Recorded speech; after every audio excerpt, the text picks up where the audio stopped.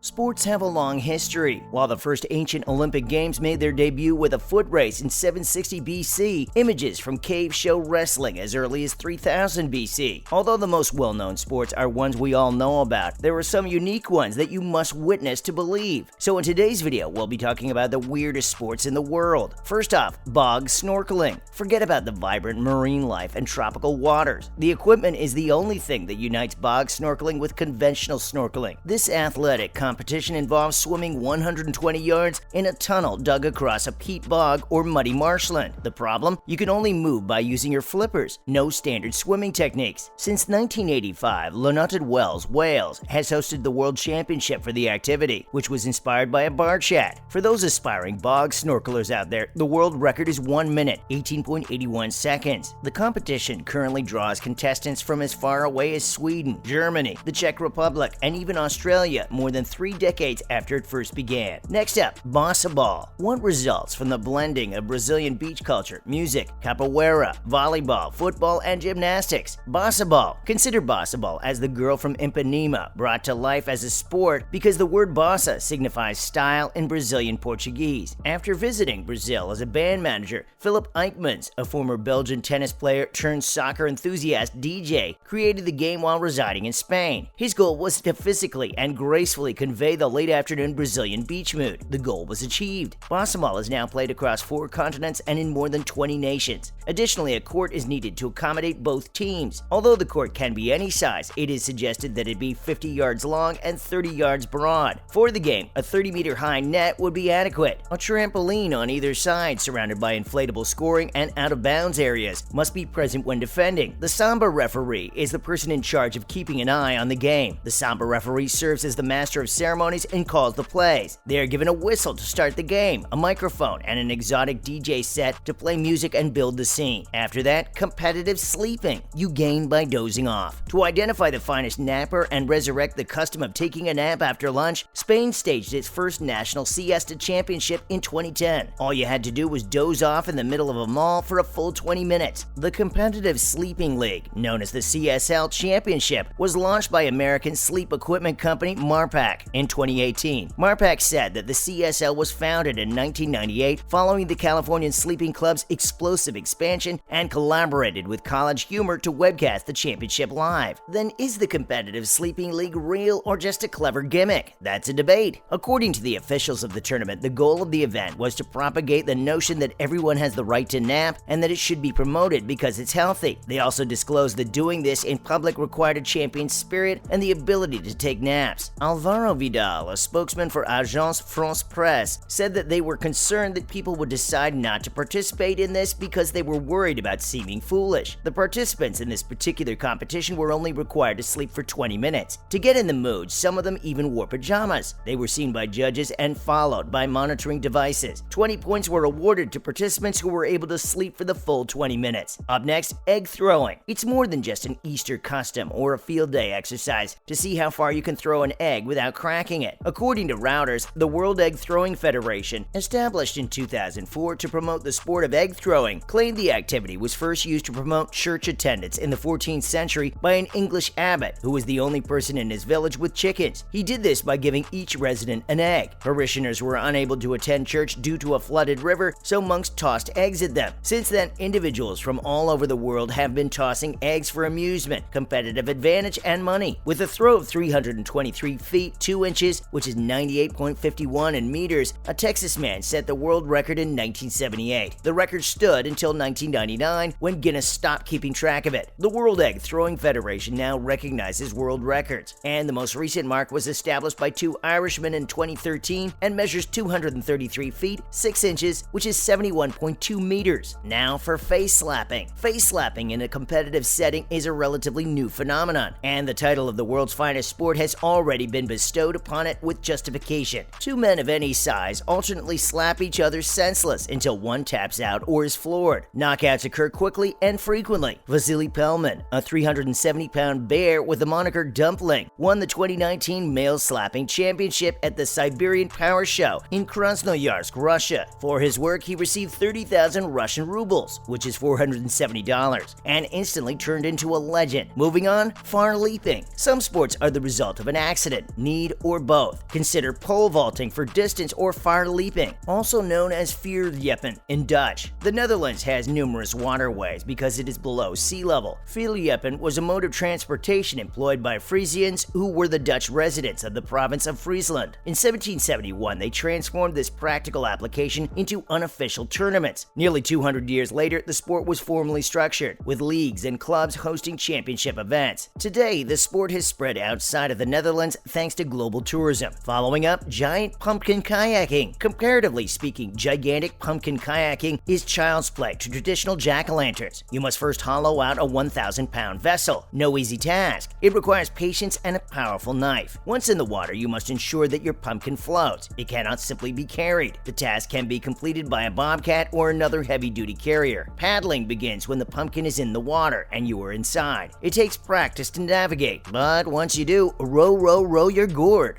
Giant pumpkin races have also taken place in Vermont, Oregon, and Maine, aside from Nova Scotia. Let's talk about kabaddi. Are you prepared to fight and reach complete consciousness? Wrestling, tag, and holding your breath are all combined in kabaddi. According to some stories, the Buddha enjoyed playing the game. Competing against each other are two teams. The goal of an offensive player, a raider, is to tag out as many opponents as they can in a single breath without being tackled. Kabaddi, which derives from the Tamil word kai pidi, which means to hold hands, is a popular sport in India and Asia. It is the national sport of Bangladesh and Nepal. Children learn it in school at a young age, and some of them have great competitions and pro league dreams. Let's learn more about man versus horse marathon. The UK has no shortage of original concepts for athletic events. Humans and animals compete in this annual race. Even though the marathon is only 22 miles long, it is nevertheless spectacular. Following a dispute in a pub, the inaugural tournament was held in 1980 at Llanotted Wells, Wales, also known as the birthplace of bog snorkeling. Gordon Green, the owner, sought to end the controversy and demonstrate that humans could run much further than horses. In 2004, the 25th running of the race, a man competing on foot defeated a horse for the first time a cyclist had won in 1989, winning £25,000. The prize fund for the winner had been increasing yearly by £1,000. The competition featured 65 horses in 2013, and 44 of them finished the course, making it the largest horse race in the world. There are further horse versus man races held in Scotland and New Zealand, not to mention mud pit belly flopping. The Redneck Games are impossible to forget. The games, which were started in East Dublin, Georgia in 1996 by the general manager of a local radio station, included activities that would have made Jeff Foxworthy proud, such as toilet seat throwing, armpit serenade, bobbing for pig's feet, and more. From the beginning, mud pit belly flopping was a crowd favorite. Participants never failed to demonstrate the victory of the human spirit by collapsing into a puddle of mud. The Redneck Games were no longer held in Georgia in 2012, although they were still held in Athens, Texas, and Minto, Ontario, Canada. Naturally, belly flopping and mud pits continues to be common anywhere there is mud and water. Also, rabbit jumping. Some Swedes had an idea one day in the 1970s. If horses can jump in contests, why can't rabbits? What follows is history. In order to accommodate the smaller species, rules for jumping courses for rabbits were created, and the first national competition was held in 1987, 7 years after the formation of the Swedish Federation of Rabbit Jumping, also known as the SKHRF. Clubs were quickly established in Germany, Norway, Finland, and even the United States. Currently, rabbit jumping, or kannenhoppning in Swedish, has its very own subculture. Any rabbit can take part, but the ideal one weighs between 4.4 and 11 pounds. Since 1997, 39.2 inches has been the rabbit jump world record. Lastly, underwater hockey. The joke about going to a fight and a hockey game starting up was a favorite of Rodney Dangerfield's. The same might be said of playing underwater hockey and visiting a swimming pool. When the founder of an underwater diving club wanted to keep his members entertained over the winter, he created the game, also known as Octopush. It succeeded. Underwater hockey does not involve fighting, but there is plenty of action when players push a hockey puck into an opponent's goal along the bottom of a pool. In 1980, Canada played host to the inaugural Underwater Hockey World Championship. Australia, the Philippines, and South Africa all became interested, and now the game is well liked in several nations, including the United States, New Zealand, and the Netherlands. These games are weirdly fascinating. That's a wrap for this video. Which one of these games would you like to play? Let us know in the comments below. Make sure to give this video a thumbs up and subscribe to our channel for more videos like this. See you in the next one.